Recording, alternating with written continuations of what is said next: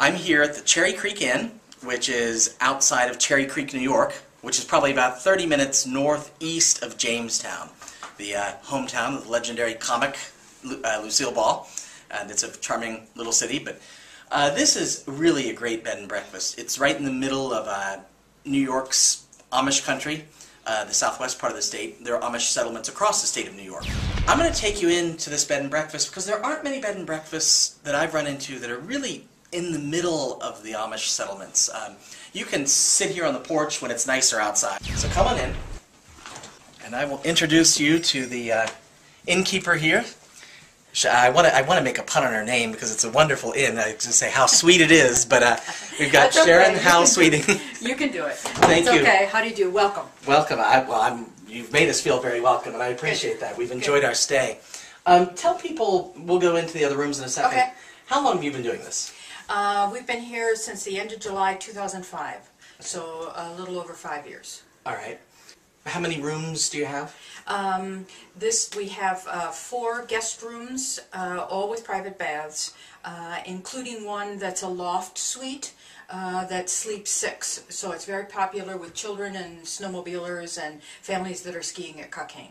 Okay. We're going to go in and visit one of the other rooms here. This is the dining room. This is the only room in the inn that has the original flooring. These are the original oak planks and handmade square nails, like you see on the Amish. This is the coldest room in the house because the foundations are stone and the cold air comes whipping through underneath in the front of it. The furniture in here was collected by my husband and I when he was living and working overseas. The chairs are from England. The chinoiserie pieces with the semi-precious stones came from Hong Kong. And the piece over here is Union National, Jamestown, New York. Jamestown was a very famous furniture center. Okay, I didn't know that. And then inside this is hand-painted china done by my mother, who was a very exquisite local china painter, who painted, sold it, taught china painting. You've got people staying in your house. You live here. Yes. What's that like? It takes some getting used to. It's the guests that are inconsiderate are the ones who don't realize that it's my home, that's a problem. Tell everybody, if you've never stayed at a bed and breakfast before, what's the secret to making it a comfortable, smooth stay? A comfortable, smooth stay. First of all, you have to like people of all kinds and all varieties and all stripes, and many who come here have never stayed in a B&B before. And it's a personalized experience. We try and tailor everybody's visit to what they're interested in. Mm-hmm. Like when you first came here, we brought you Amish books, we brought you the Amish maps. And she did, it was great. We are standing in the Parlor now, which is a place where guests can, if they choose, gather in sort of a community-type setting, right? Correct. Tell us a little bit about this room. First of all, this building was built by a farmer who raced and bred horses. This was a farmhouse. Now, in my opinion, it's a pretty fancy farmhouse. Yeah. Because of the windows and the trim. The gorgeous. Windows have the arched tops and they have the spools on the bottom. And it's been suggested that itinerant carpenters, maybe that worked at a carousel museum or something like that, was traveling around in the countryside in the 1860s and did the woodworking. It's exquisite. It really is. It's beautiful woodwork. The other things in here mostly were collected by my husband, who spent his whole career overseas. This piece right here is what's called a captain's chest. It's from mainland China. It came here on a clipper ship. And clipper ships came to this country between 1840 and 1860. So it's almost exactly the same age as this house. And then everything on here, my husband collected. And I have to tell you, it's a really nice contrast to come into this inn. You spend the day in the countryside surrounding, and it's kind of I think the contrast works. I think it's really the furnishings are exquisite in here. We're in the Conservatory right now, which is where Rachel and I ate our breakfast the past couple mornings.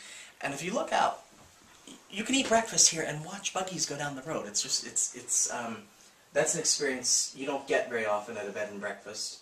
And you can see the surrounding countryside out there. Foothills of the Allegheny Mountains. Thank you. I was wondering. And lots of wildlife here. Lots of wildlife, yes, yes. Lots of deer. Lots of deer? Yes, yes. Now, when we came here, it was just this building, was the only building here. And we have built all these other buildings to try and make us, because we're so remote and in the country, to try and make us appealing to a broad range of people. So we built the carriage house, which has a dining hall in the bottom that you can rent for parties, or that's where we serve our Amish lunches. And that's amazing. Upstairs is a library. And I have lots of bibliophiles. I have book clubs that meet here. And then there is the pavilion area that has a hot tub in there, and that's very popular with snowmobiles, because we're right on the snowmobile trail. They come and they park their snowmobiles and jump into the hot tub. Oh wow, now that would be fun. Tell us a little bit about the Amish lunches. The Amish lunches are made with Amish recipes. We have an Amish baker who bakes the breads and the pies. But we make everything else. We make a chicken dish from an Amish recipe. And at the end of the day, it's a little bit like rotisserie chicken. So it's large chicken breasts with skin on, bone in, so you get the maximum moisture.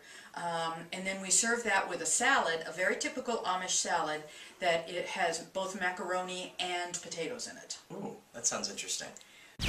Well, we're going to post a link to the website, to Sharon's, the Cherry Creek Inn website, on our site, so check it out. And really, if you haven't stayed at a bed and breakfast before and you want to sort of experience New York's Amish country, this is a great place to stay. I don't think you'll be disappointed. So check it out, and thanks for having us. Thank you very much.